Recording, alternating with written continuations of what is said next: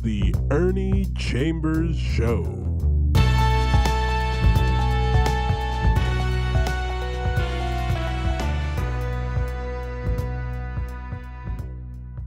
Brothers, sisters, friends, enemies, and neutrals, I got a couple of lightweight rhymes I'm going to read first, and then I'm going to say something about the upcoming election and especially the governor's race, because I support Carol Blood, who is running. She's a Democrat. I don't belong to either party. I never belonged to any party, but she was my seatmate for a number of years in the legislature. She is a very intelligent woman. She speaks her mind and she has a good mind. She analyzes legislation. She has principle. You know where she is on issues, and nobody would be able to buffalo or bully her. Now, one of the things that shows how dumb these Republicans are, who are making these ads against Tony Vargas, who is running against Bacon, and Bacon is bad for your health. I'm going to vote for Tony. The ones who make these advertisements are a national company. They say that Vargas wants to take money from the public to double his salary. First of all, senators only make $12,000 a year. We had no insurance, no hospitalization, no pension. And we, as members of the legislature, could not raise our salary. It is in the Constitution, and it would take a constitutional amendment to raise the salary, which was done over a decade ago. But in pushing for the minimum wage increase, that issue is on the ballot. I voted for it. I support it. There is discussion, correct, about the fact that the amounts that people make now are not enough to sustain a family. Well, senators, when you consider the number of hours, don't make minimum wage. So the only ones who can get in the legislature and stay there are rich people, lobbyists who are paid by somebody to do their dirty work, and the ordinary people cannot make it because they can't afford it. I stayed there because when I first went in, I was barbering. Then I spent so much time in the legislature that I no longer barbered. But I didn't have little children that I had to take care of in my later years there. So I was able to scrape by, but I never was in it for money. Never have I had a big car. I don't buy expensive clothes. I wear the things of this world loosely. There are no material things that I want other than what it takes to survive. So many things were said against Senator Vargas, which were outright lies or showed the ignorance of the people saying those things. But let me get to this lightweight rhyme. Then I'm going to read an editorial that the World Herald wrote in endorsing Carol Blood. This is called "Thus saith the Lord." But on the other hand, when I was younger, I was a churchgoer. I believed the Bible just as it was written. I even called it the Bible. Now it's the Bible. I use my judgment. There are a lot of fables, a lot of lies, a lot of murder, incest, treachery, any kind of bad thing you want to find, and the Bible is a bloody book. But it's called "Thus saith the Lord," but on the other hand. And the ones speaking on the other hand are the Christians. Jesus said, "Pray secretly and not out in the street." Christians say, to hell with that. Public prayer is my meat, and they prove it in the legislature. Jesus said, "God knows thy need before you even ask it." Christians say, that can't be true, for empty is my basket. Jesus said, "Thine enemy love, for God is pleased by this." Christians say, that makes no sense. Who would a cobra kiss? Jesus said, "Who takes thy coat should also have thy cloak." Christians say, get out of here, for certainly you joke. Jesus said, if one compels 1 mile, go with him twain. Christians say, if I did that, I'd have to be insane. Jesus said, sell what you have and help the wretched poor. Christians say, that's cutting close. You'll soon be out that door. Jesus said, thy cheek was struck, then offer up the other. Christians say, I'd take my gun and blow away the mother. Jesus said, to all who crave salvation, it is free. Christians say, a gold mine's in the gospel on TV. Jesus said, respect thy wife. You two should be as one. Christians say, it's obvious of marriage you've had none. Jesus said, take up the cross and humbly follow me.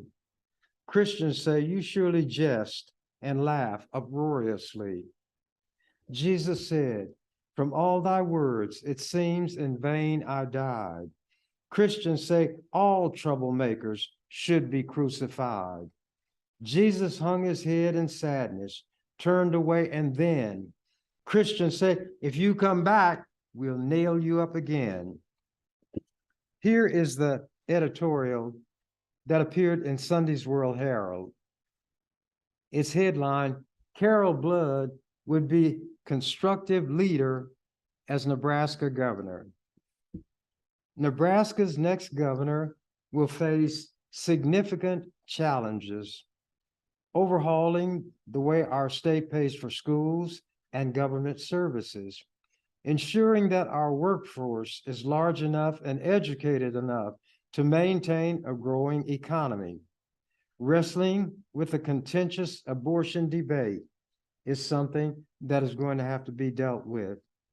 Dealing with these thorny issues and much more during the next 4 years will require sound leadership. It will take an ability to hear and understand the diverse views of Nebraskans, balance differing interests, and ultimately find ways to bring the state together as it moves forward. Right now, there is so much division in this state because Republicans, I call them Republicans, follow whatever their national leaders say.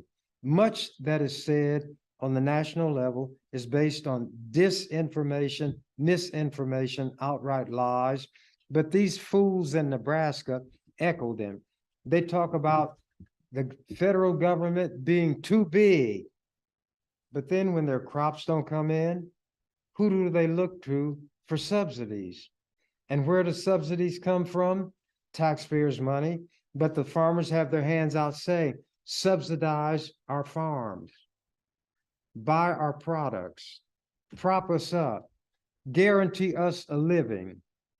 If there's a drought and they have trouble paying their loans, they want that big government to step in and take it from there and help them out again. If there's a flood, they want the Corps of Engineers, a federal operation, other help meets from the government, that big hateful government, the hated government in Washington is pleaded with by these Nebraskans. They talk without thinking. They are not well educated. They don't understand things, and they cut off their nose to spite their face because there are big shot Republicans in Washington who laugh at these hickey-filed hillbillies out here. Oh, I know it's flatland, but hillbilly is a term that can apply to anybody who is a hayseed, who is a sucker, who buys these patent medicines and will let the wool be pulled over their eyes. Farmers and Nebraska could not make it without the help of the federal government. But you'll hear the federal government criticized and condemned by these fools. Carol Blood is above all of that. She would know how to pull people together. She understands the issues. She cannot be bought out. Oh, and she certainly cannot be frightened out. The next governor is not going to be just responsible for Nebraskans from one party or one area of this state. With fewer than 2 million people, Nebraska is too small to waste any of its residents' talents or discourage anyone from living here. Our governor needs to keep up to the task of getting all of the people pulling in the same direction. That skill is one of the things, when the word "we" shows up in this editorial, they mean the editorial board of the World Herald. That skill is one of the things we were looking for in making an editorial endorsement in the governor's race between Republican Jim Pillen and Democrat Carol Blood. Newspapers, including this one, have long made such endorsements, but we don't do this to tell people what to think. Our readers are too smart for that. Laughing behind their hand. The reason we endorse is to provide helpful input to voters. We feel an obligation to share with our readers what we've learned over many years of observing and reporting on public affairs. We hope to offer some nonpartisan information and perspective in an electoral process filled with many influences, some of them aggressively partisan. In Nebraska, that's exactly what all of it is. Put an R in front of somebody's name for Republican, and these people flock to that person. You could put the R on a jackass, and that jackass would get votes. And the jackass would be smarter than some of the people who have two legs and look down on a jackass. This one jackass was hitched to a wagon, and this guy said, "I'm gonna show you how stupid this jackass is. I'm gonna build a fire under him." So the guy built the fire under the jackass, and guess what the jackass did? He walked forward until the wagon was over the fire. When the wagon caught fire, the jackass walked away without having a load. And the smart alecky farmer had next to nothing to make a point.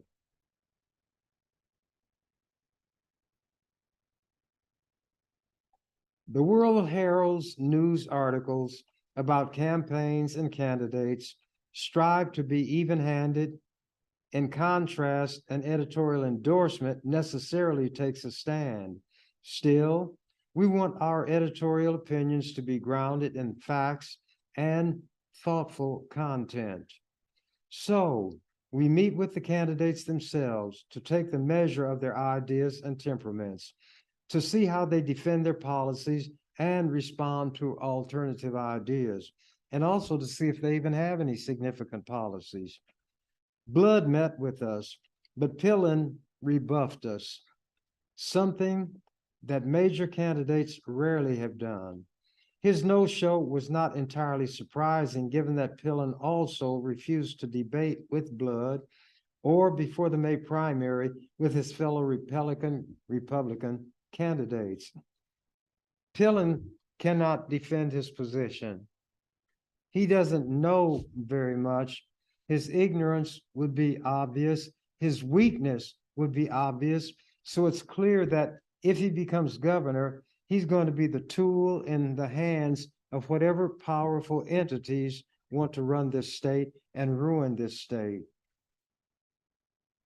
We said in the primary that Pillen was wrong to shun debates or other forums where his positions could be scrutinized and, yes, sometimes challenged. If you're not able to stand up for your ideas, except in safe spaces like small groups of friendly voters or scripted campaign ads, how do Nebraskans know that you are prepared for this important job? Now, bacon is silly. He was in the military. That was yesterday, and yesterday's gone. Well, you know what he had on when I saw one of his ads today? One of his old military jackets. I guess to connect him up with the concept of military action going on in the world, that he is a strong, upstanding, outstanding, fighting man, defender of everybody against the forces of evil. But he has kind of grown a bit and his jacket hasn't. So it doesn't really have the fit that it should. And he looks more like somebody going out for Halloween without a mask than a military man who can be relied on to meet the enemy and overcome that enemy by any means necessary. Let me continue.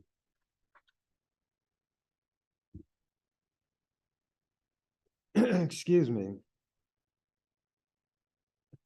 If you're not able to stand up for your ideas, except in safe spaces like small groups of friendly voters or scripted campaign ads, how do Nebraskans know that you're prepared for the important job?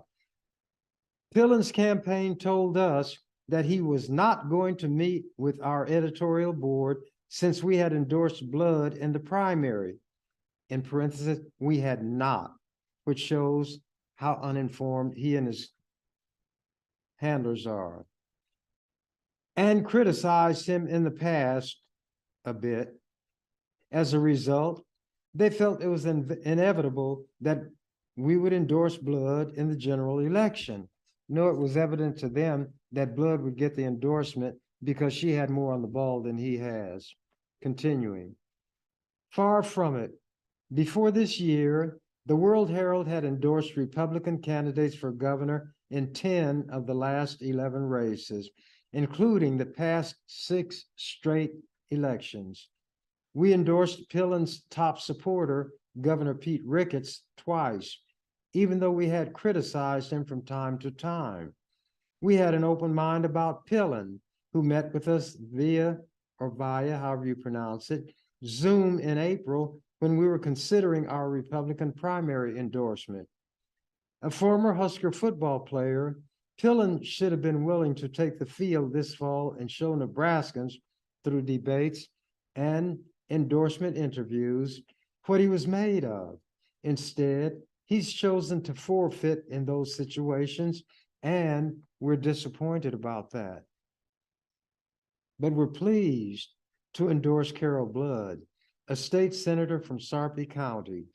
We were impressed with her knowledge of issues, her thoughtful perspective, and her commitment to bringing people together to solve problems.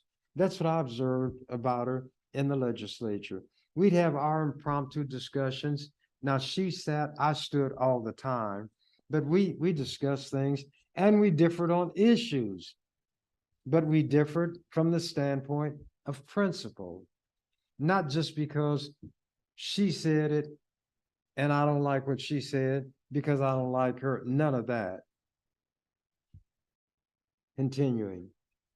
As a Democrat in a legislative body dominated by Republicans, Blood has by necessity learned how to work with others to get anything done. She understands that successful solutions come from keeping the focus on people and policy, not party. She's right that Nebraska needs to go beyond rhetoric and platitudes to make progress on things like workforce development. Nebraska leaders have talked for decades about the trends that now have helped leave the state short of workers, yet failed to create a comprehensive, effective plan to fill those jobs.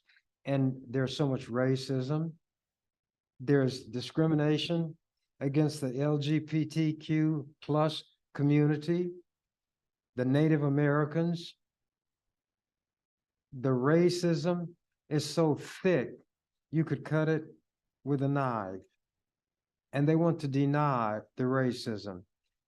Some of these yahoos don't even want there to be sex education in the schools. They say leave it to the parents. The parents, by and large, are ignorant. They don't know anything. They can't explain things to their children. When I was in the legislature, I was the most popular senator among high school and grade school kids. And the high schoolers would tell me, even some in the upper grades of grade school, they couldn't talk to their parents about sex because, first of all, they were embarrassed. Secondly, when they would talk, they didn't know anything. So they went out and they experimented. There is an appropriate, obviously, way to discuss sex with students. You're not going to use the F word like their parents might use or like they themselves might use. Education is designed to shape and develop the mind, not channel people in one direction toward a narrow set of goals. The best education will lead a person to question, question, and question. When I traveled around the country to various universities, from coast to coast, literally, New York, Texas, Florida, Colorado, California, Washington State, and places in between, I always insisted that there be time left for questions from the audience. And people would say, well, we've read some of the things you say. You sure you want to talk to the audience? I said, that's what I'm going to do. I came here to talk to them, but I like to let them talk back to me or ask me questions. I would explain, as Malcolm X said, the only stupid question is the one that is not asked. There must be that meeting of minds, that sometimes clashing of minds. Iron sharpens iron. When everybody is programmed to say the same thing, there can be no progress. That's why Nebraska trails every place. I don't believe anybody on either coast, when they discuss, if they do, with their children, where they would advise them to consider living if they want to move. I doubt that many of them will say Nebraska. And you all know that's true. Some of you want to get out of here as quickly as you can. The state is backward. I've stayed here a long time because there always has to be somebody. The Bible spoke of a remnant, somebody who's going to try to make things better, to stir people's minds, to try to improve the education offerings in the schools, to try to ensure that the people who stand in front of those students in the classroom know their subject matter, not where they're going to teach people to just repeat what they hear and grade them on the basis of how well they regurgitate what they were fed. Some of you all have heard that song by Pink Floyd called Just Another Brick in the Wall. Those kids say in their British accent, we don't need no education. Mm-mm-mm. Mm-mm-mm. We don't need no thought control. Mm-mm-mm. Mm-mm-mm. No dark sarcasms in the classroom. Mm-mm-mm. Mm-mm-mm. Teacher, leave them kids alone. Hey, teacher, leave them kids alone. Then the refrain, all we are is just another brick in the wall. And then when the whole song is over, you hear this guy with the heavy British accent hollering, take your seats. If you don't take your seats, you can't have any pudding. You cannot have any pudding if you don't take your seats. But the message is clear, and it's a problem everywhere. Children, young people, when their minds are active, they're hungry to be fed, not trash. That's when they get the least, because the people who teach often don't know anything. They're offering a party line. In America, children are not to be taught about slavery. The carryovers from it are in place today. And the US Supreme Court is doing all it can to re-entrench the old, what they call the good old days of slavery.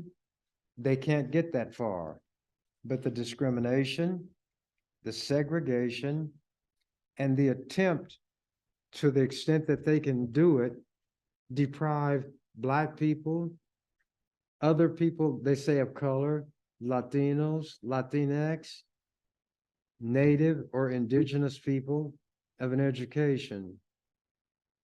A mind is a terrible thing to waste.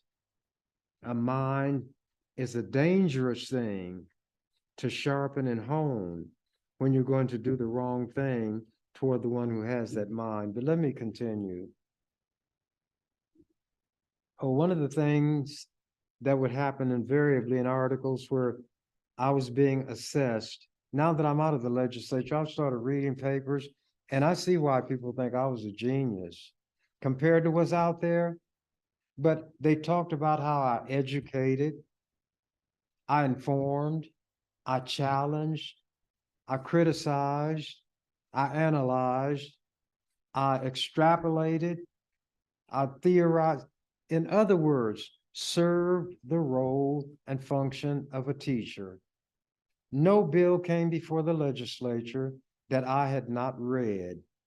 And if it was a technical subject, which was unfamiliar to me, but it dealt with not just a narrow area over here for a specialized group. I don't mean based on lobbyists, but it's a specialized area. Then that was something I didn't have to spend a lot of time on. The lobbyists would battle it out and they take care of that. But if it was anything that impacted the public at large, I made sure that I was informed. That's what books are for. That's what libraries are for. That's what your brain is for. And these things ought to be utilized. I told them, I often feel that I'm guilty of child abuse in this legislature when I deal with you all. There's no way I could be a part of a body where there were 48 people and one white person, and we were so backward that to handle that white person, we had to try to pass rules so his or her ability could not manifest itself. That's what they tried to do with me, but they never could stop me. They were always a day late and $1 short. They forgot the story of the 3 little pigs. When the wolf finally had blown down the house of straw, the house of wood, of sticks, and they were in the house made of stone, and he couldn't blow that down. He's going to trick them. Let's go get some apples. They said, okay, where are the apples? He said, well, I'll show you. I'll come by your house at 8 o'clock. Well, they knew where their apples were. But by the wolf saying the time he was going to come by, they knew how much time they had to go get their apples and get home. So when the wolf came, they said, oh, we've already been there. Everything the wolf planned to do, the pigs were an hour early. So they always had accomplished it by the time the wolf got there. So he was going to be brilliant. He's going to go up on the roof and come down the chimney. Well, he was making so much racket that the pigs figured what he was doing. So, and I'm just throwing the story together the way it was in general. They got a huge kettle, built a fire under it in the fireplace. When the wolf climbed and came down the chimney, unlike Santa Claus getting a warm welcome, the wolf was boiled and the pigs won. And maybe that's what bacon is going to do. Doesn't bacon come from a pig? You know, the 2 traits or characteristics that mark bacon. Bacon is slick and greasy and bad for your health. Let me finish this editorial.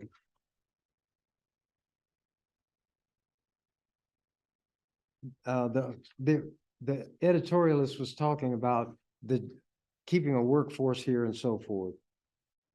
Part of Blood's plan is PK through 14 approach to education, ensuring that children get a good start in life with pre-kindergarten and are able to get up to a 2-year degree in college that prepares them for jobs in the trades, information technology, healthcare, or other fields.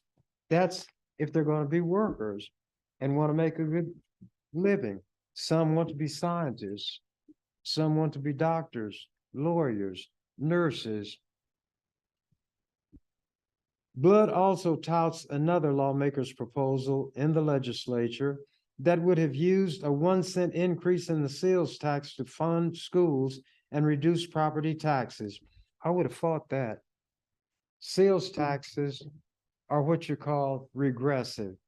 They put the same burden on every individual, regardless of his or her ability to pay.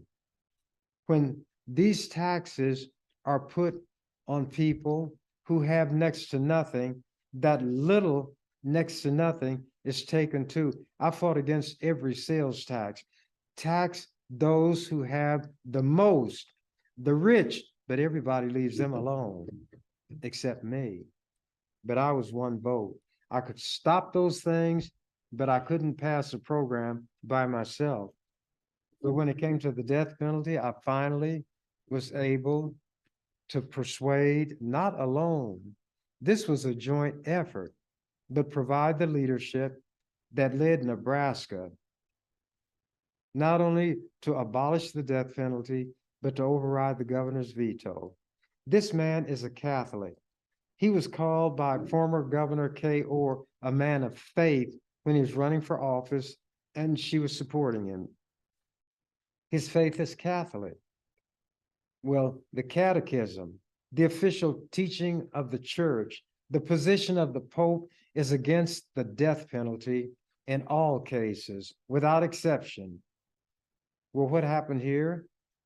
The rich man, his father made the money, not this one who's in office is not too sharp at all.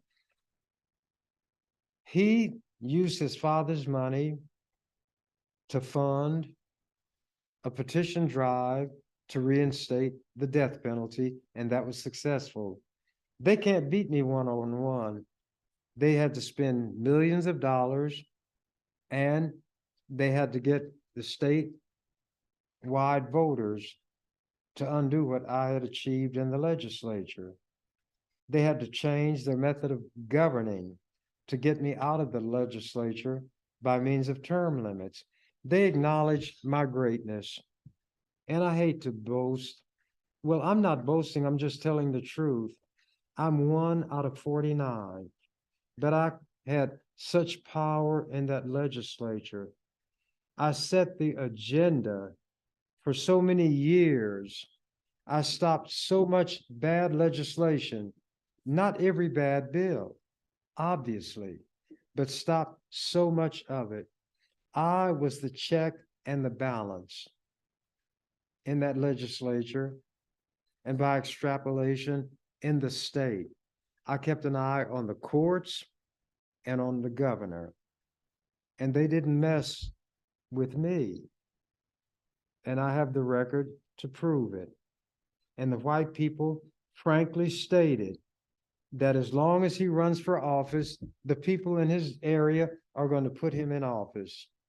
And you know what he does? He controls this legislature. Well, if I'm one man, which I am, and there are 48 of them, shouldn't they be ashamed to say that this one black man in a racist state dominates the other 48 to such an extent that the only way we can get what we want is to change the Constitution, the fundamental law of this state, so that we can get him out of there? That's what they did. I mocked them while they were getting the petitions together to put it on the ballot. When it got on the ballot, I mocked them. I said, you all are acknowledging my greatness by saying you're willing to term limit all of these 48 people to get rid of one black man. And when you get me out and I sit out 4 years, I'll be back, which occurred. I did go back. I was the first one to come back after being limited, and I was the first one who was term limited twice, to mock them. And it wasn't just to put them down, but to stir their pure minds. They weren't pure. That's a figure of speech. I told them, and I've said it during this program, you all have made me your God. The book of Revelations supposedly quotes God saying, I am Alpha and Omega, the beginning and the end, the first and the last. I said, I am your Alpha, the first, because I'm the first one to be term limited out and come back. There can only be one first. I am your Omega, the last, because due to term limits, I'm the last person who will serve 46 years in this legislature. So by being the Alpha and the Omega of the legislature, I am the God of this legislature. They nicknamed me the King Cobra because I told them the cobra wastes no venom on dead or fleeing things. So if there was a bill and they're squabbling among themselves, there's no need for me to be a part of it. And if there was one that needed some work done on it to protect the public, then I was in the middle of that. And I would tell them when they would get in a tizzy, the louder the viper's hiss, the closer I'm striking to their nest. So hiss on. And they knew they could not intimidate me. They could not bully me. My work was going to go on no matter what they did or did not do, because I had an inner compass. My direction came from my principles, not what somebody outside of me said or thought or claimed to think about me or what I'm doing. Did that mean I didn't listen? Oh, no. What I had a way of doing was to get somebody into a discussion and get them worked up, and then I don't talk. And then they just, everything in them tumbles out. But when they're angry and speaking in anger, they speak without thinking. And when you speak without thinking, you don't recollect what you said. So at another time, because my Rolodex is recording it, I will give back to them what they gave to me, and they think I'm a mind reader. No, I understand human nature. I listen, I remember, I file things away, and I use them when it's to my advantage and when I want to show people that I know more about you than you know about yourself. Am I revealing trade secrets that would weaken and hinder me if I decide at some point to go back into the legislature? Every heavyweight boxer and boxers in every division studied Muhammad Ali. They knew what he could do and they knew what he would do, but they couldn't stop him. Float like a butterfly, sting like a bee. You can't hit what you can't see. It didn't matter to me that they knew the way I operated. I would remind them that everything we do is in a fishbowl. Everybody can watch me. Everybody can see what I do. They can see how I do it. But you don't have the get up. You don't have the drive. You have people pulling strings on you, dictating to you. And you know what ought to be said, but you're afraid to speak. So you keep skid chains on your tongue. And nobody is going to make me quiet when I think I ought to speak. Nobody is going to make me speak when I decide that it's a time for me to be quiet. I always have a plan of my own, and I work my plan pursuant to my schedule, so they can never provoke me to do or say something I had no intention of doing or saying. I knew what they were. I knew what I was dealing with, and I knew how to deal with them. They enshrined me in their Constitution by getting term limits. They enshrined me in their rule book by drafting rules to try to stop me. They enshrined me in their laws based on the kind of things I got that nobody else could get. For example, district elections in Omaha for the city council, the school board, the county board. There have been people who served on those bodies who didn't know that, but for me, they wouldn't have been able to get there because they don't study. They're like those kids. We don't need no education. We don't need no thought control. And they're being controlled, and they're getting no education. You can lead the horse to water, but you can't make him drink. You can lead a fool to school, but you can't make him think. Now, I'm going to read you a bit more poetry. That's what other people call it. I call them rhymes. Now, there are Christians who hate LGBTQ plus people. I testified before Congress against what was called DOMA, Defense of Marriage Act, and I said it was unconstitutional. It would have outlawed not only same-sex marriages, they didn't want to do that, but they said no state would have to recognize as valid a marriage conducted in another state. Well, the Constitution has a contract clause where the sanctity, if you want to call it that, of contracts could not be undone. The contract cannot be invalidated in a blanket way. And that's a broad statement. Some things that may be legal in one state won't be legal in another. I'm not talking about that. But at any rate, something like marriage, if it's recognized in one state, it's recognized everywhere. So I spoke against it, what they were trying to do. And as it turns out, the Supreme Court came down, the US Supreme Court, not because of my arguments. I didn't argue before the Supreme Court. The position that I had maintained, that bill that they had, they could enact it, but it would be struck down as unconstitutional. And that is what the US Supreme Court did. I testified before Congress.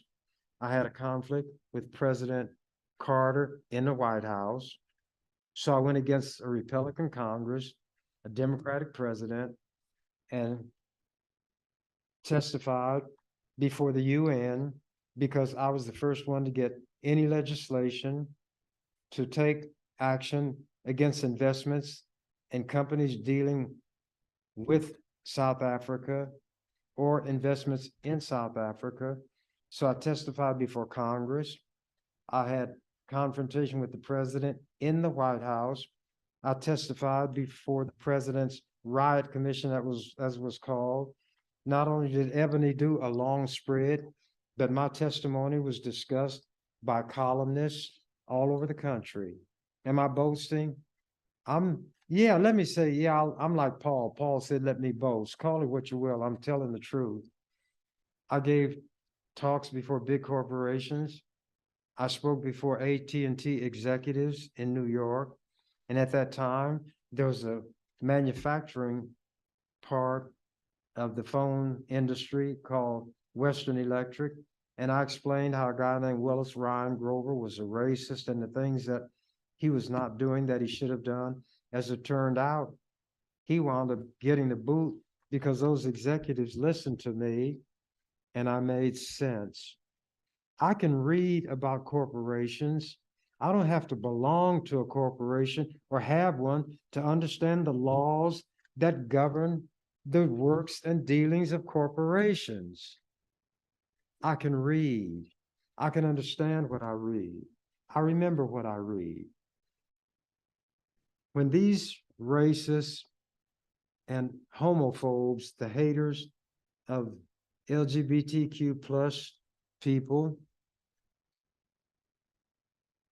were railing against their terms homosexuals, so people will know what I'm talking about.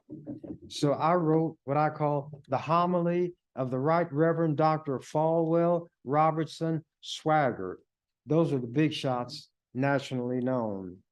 And this is what they were preaching, talking about the whatever the negative terms are that they applied. They're everywhere. They're everywhere. They walk our streets. They breathe our air. They're under beds and on the stair, like lurking monsters in their lair. They're on the ships. They're in the air. They're working here. They're working there. On railroads taking travelers' fare. Our cars and trucks, they do repair. They just, excuse me.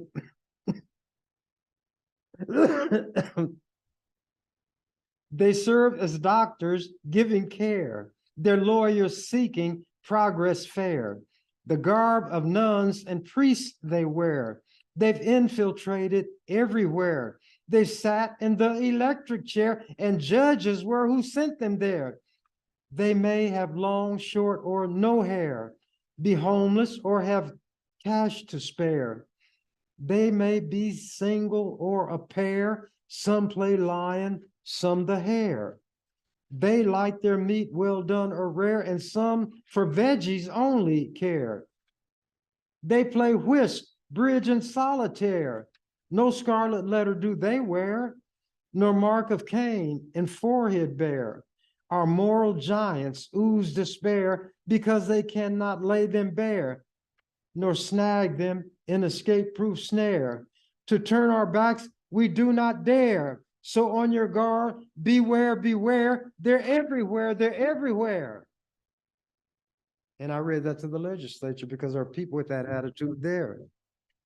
I tried to see things from the standpoint of others, even inanimate objects, even vegetables. You can't see this because it's too small, but it's a picture, and it was from the World Herald 2021, around Christmas time, and big headline, carrying on a tradition. And it shows a huge blue spruce tree.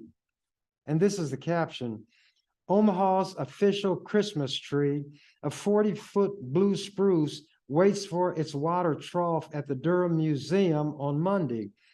At top left, a crew from Union Pacific cut down the tree on South 29th Street on Monday morning.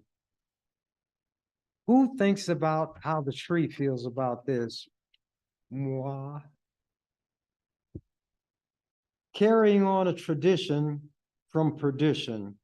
Christmas from the tree's perspective, by Ernie Chambers, November 16th, 2021. After I saw the story about them putting this big Christmas tree in the station, and they do it in other places, Times Square, the Capitol building, everywhere. The mighty blue spruce shaded mother doe and baby fawn. Then one day, so tragically, the mighty spruce was gone. For the little spruces, 'twas a mournful, bitter cup. Sadly did they weep. We hope we never do grow up. Human beings viewed the spruce as just another tree. To the little spruces, 'twas a horrid destiny. Christmas time made humans joyful, little trees forlorn. Broken-hearted, they wished Jesus never had been born. Little trees would never know the Jesus irony.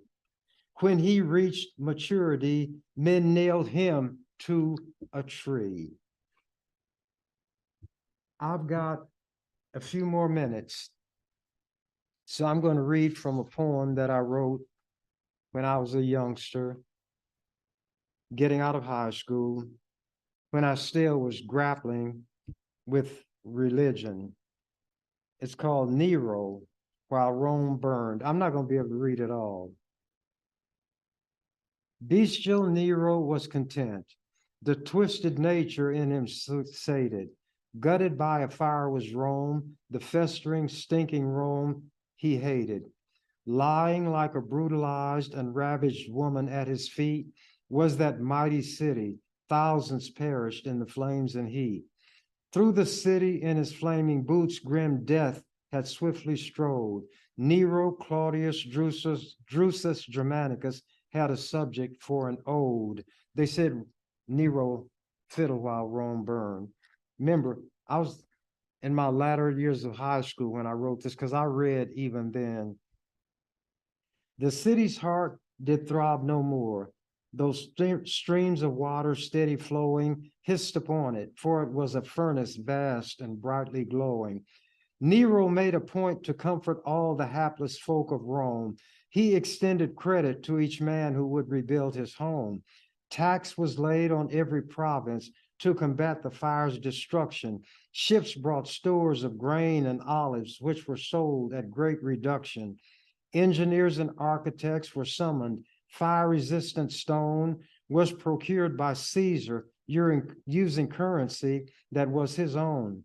Slaves by thousands set to work to clear the smoking ruins, and then reconstruction was commenced and order was restored again. Rome revived, and Nero smiled, but something lacked, and it was strange. For the Roman populace experienced a striking change. Men grew silent, earnest, unresponsive, sunk in sullen mood. Nothing was availed by Caesar's dole of sour wine and food. Never had the streets played host to such unsmiling, grim-faced men. Rome had altered drastically and was no more what she had been. The imperial criminal did every trick, but all was vain. Men received his gifts and heard his words, but silent did remain. Everywhere that Nero went, he sensed that he had been deserted. Any time that he appeared, the sullen faces were averted. Uselessly, his ready tears were shed. The sorrow he expressed was received by silent Romans who were cold and unimpressed. Rome refused to be enthused. Instead, there welled up like a flood among the masses mutterings that Caesar had spilled Roman blood. Soon suspicion turned to certainty that Nero caused the fire, which had raised, R-A-Z-E-D, that means flattened it, which had raised the Roman city and did now raise Roman ire. Soon the accusation was no longer just a murmur small. It became articulate, expressed by some, then nearly all. Knots of men among the burned out homes and heaps of blackened mortar heard bold voices bitterly proclaim the fire was Caesar's order. It was said that just before the conflagration did begin, many had seen blazing torches being borne by half-clothed men, which they hurled among the slums that bordered on the circus mats, and the close-built ancient structures caught and flared like driest flax. Then the tale was noised abroad that while Rome's lifeblood freely flowed, Nero in a tower on the Esquiline did chant an ode. Part 2. The heart and soul of Rome had altered. Nero saw this painful truth. Men now sought the gods and filled the groves in nearly every booth. Charms were bought and amulets of bronze and silver sold much faster than they could be made, and books were sought, for this profound disaster must have some significance. Great crowds flowed into every temple, worshiping with fervent faith and earnestness, childlike and simple. Roman matrons, in renewal of their ancient worship, vowed to be faithful to the temples, and their haughty spirits bowed. Jupiter was much entreated. Vulcan and the other gods were given offerings, which the priests received with solemn, mournful nods. It grew clearer with each flower wreath and every snowy pigeon offered. Rome was seeing a revival of her old religion. Gradually, Nero comprehended why the populace seemed odd. Every man had turned his face away from Caesar to his God. It was evident the emperor and his advisors had to find a sacrifice to offer to placate the troubled Roman mind. The criminal must hide his crime, to do which many must be killed. in order that the tacit rage of bitter masses might be stilled. Words and gifts alone could calm the slowly swelling storm no more. Sullen men in bitterness recalled that tragic 9-day horror. In the ears of sober men still rang the screams of children and wives who within that glowing furnace that was Rome had lost their lives. Nights were haunted by recurring pictures of loved ones in streets, running panic-stricken to and fro till wrapped in burning sheets. In their tortured minds, men lived the nightmare once and then again, seeing torches soaked with oil and being borne by half-clothed men. Inevitably, the question raised, who paved the way by pouring wax upon the stores and dwellings that had caught and flared like driest flax? Part 3. Time was now to swing suspicion from Caesar. Fate did give a scapegoat, for the fire bypassed the ghetto where the Jews did live. Though for days the fire had raged and made a shell of much of Rome, not a spark had crossed the Tiber to devour a Jewish home. Strange, all Jewish homes escaped destruction by the roaring flame. Not so difficult a matter here to shift the guilt and blame. Nero and his council labored carefully in preparation, so the people, not the rulers, lodged the fateful accusation. Nero showed himself as tender-hearted. Tears came in a flood, for he had a trick of weeping, and he cried for Jewish blood. Rumor spread as fire had done along each Roman way and street. Soon everyone did blame the Jews. The shift of blame was then complete. No more did the sycophants and pimps and perverts haunt each corner. Rome had shed her royal toga to become a solemn mourner. Tears of profound sorrow from a multitude of eyes did spill. Death mocked with uproarious laughter as he summed his monstrous kill. Men and women, even children, from the greatest to the least, who were Jews or who were Christians, had to meet the savage beast.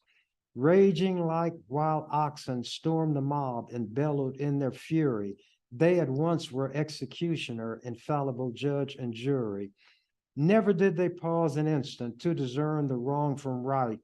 Any who opposed them fell a victim to their vengeful spite. The Jews, as they have ever done in time of trial, drew near to God, singing psalms until their words resounded from the walls of sod. For this crime, the Jews and Christians equally did share the blame. Some observers noted that they offered prayers that seemed the same. Even though assembly did increase the danger of detection, Christians gathered in appointed places, begging God's protection. Two extremes of mood emerged among these people doomed to die: panic, fear of death in some, in others, joy that death was nigh. Many who were faltering in anguish cried out to the Son, "Help me stand, my Lord and God, and let thy holy will be done." This is when I was a kid in high school, still grappling with religion, and some of the stuff they told me was true about it. When I was a child, I thought as a child, I behaved as a child, I believed as a child. When I became a man, I put away childish things. Some felt great despair, while others indescribable exaltation. For in guise of death, they recognized not death, but their salvation. The fluid line between reality and fantasy was gone. Some knew not precisely what they saw or heard as death came on. Some beheld in the arena beasts, but then to some was given, just before their life drained out, a glimpse of glory that was heaven. Were they sinking as the ground gave way beneath their weary feet, or being lifted up to heaven, their beloved Lord to meet? But in this confusion, when to some the sun was as the moon, one desire was voiced by all: let come what must, but let it happen soon. Many are the causes why men suffer, though most strange and odd. Of causes why men suffer most is faith when questing after God. There are things men will endure with not a whispered sigh or nod, for strange as man in much he does, but most strange when he quests for God. Antonius, the stable boy, had suffered much for his belief. Every form of torture he was made to bear without relief. Every form of torment Roman ingenuity devised, but a faith far stronger than the strongest steel he exercised. He believed, as he'd been taught, that Christ helps all who stand for him. Antonius reached out for this help as his own spark of life grew dim. All that was foretold to him was happening just as foretold. Ye quote, ye shall suffer for his sake, but in your suffering you gain hold on that which ends all suffering. And though you lose all in the strife, you shall march triumphantly past death into eternal life. See what things kids will believe. Bones within his hands. And by the way, this stuff I got from history. The tortures. Bones within his hands and arms and legs had been cracked one by the jaws of iron pincers. When their ghastly work was done, bleeding skin was torn away in bloody strips till quivering flesh, all whitish pink, lay bare. And then a red-hot smoking iron mesh was applied upon the wound and pressed and turned till hissing steam ascended with the stench of burning flesh. Antonius did not scream. I'm going to finish this. I don't have too much, even if I go over a little. Maybe mercy will be extended to me.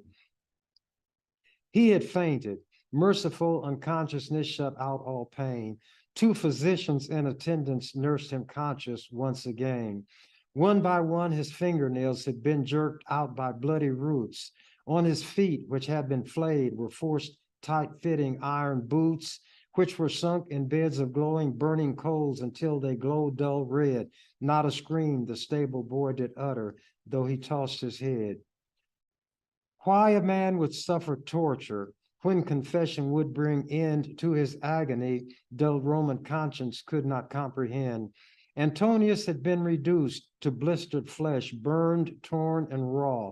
Gaius, master of the house, stared at the spectacle in awe. Never had he seen a man hold firm beneath such brutal pain, never seen one look upon such suffering with such disdain. Witnessing this thing, he stood amazed, and turmoil filled his mind, that a slave would bear such torment, yet would not betray his kind. For one terrible instant, he saw which was man and which was knave. He was filth before the grandeur of this man who was his slave. Suddenly, sickened, angered by the truth brought home to him this day, Gaius seized a scourge, and in blind fury he did fiercely flay that bruised, half-conscious, bloody form that was the hapless stable boy. All the watchers stared, amazed. The master he himself would employ with his own royal hand the scourge until Antonius lost all consciousness and slumped and lay completely still. Gaius let his flailing arm fall limp against his heaving side. Every watcher then was sure the stable boy at last had died.